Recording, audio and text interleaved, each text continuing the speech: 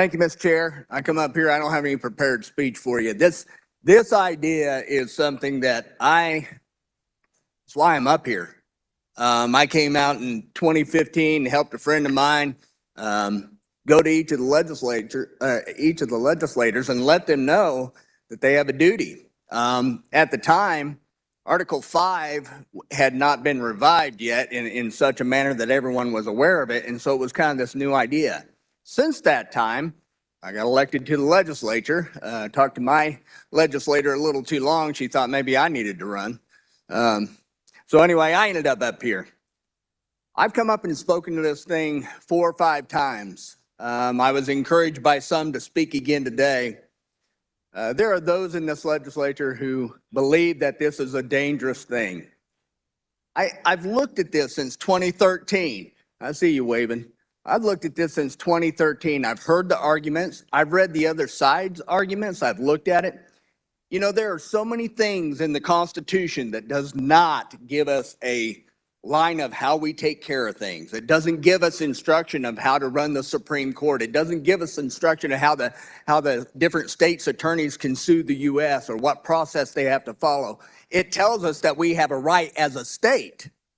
And maybe you didn't know that coming into this, that you would have a unique honor in being a member of a legislature, a state legislature, that you would go into a process that's introduced in the U.S. Constitution under Article 5.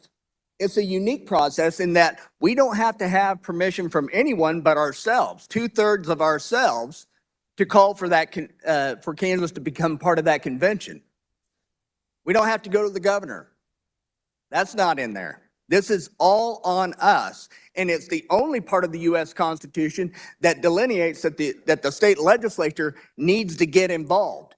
If you read the Federalist Papers on this issue, they speak specifically to why they asked for this, why Colonel George Mason came up and said, look, we got to get this fixed before we finish up. And it was right before they finished up that he came up there and said that.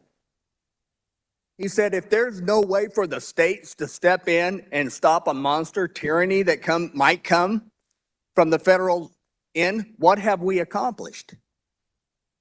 And so we had to put this into the Constitution, and now we stand for generations, by the way.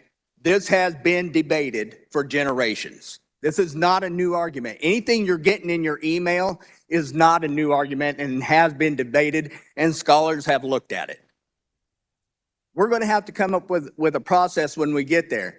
I have the distinct honor of being invited to be a delegate this year to a simulated convention of states in Williamsburg, Virginia, and I plan to go, where we will practice this once again. It's been done before. I think another legislator I'm looking at now, he participated before. It gives you so much insight into how this will work. We're so fearful that we're not capable. We are absolutely capable, and I'll stop there. If you have questions, I would love to speak to you about it, but I stand in support of this and all conventions of states.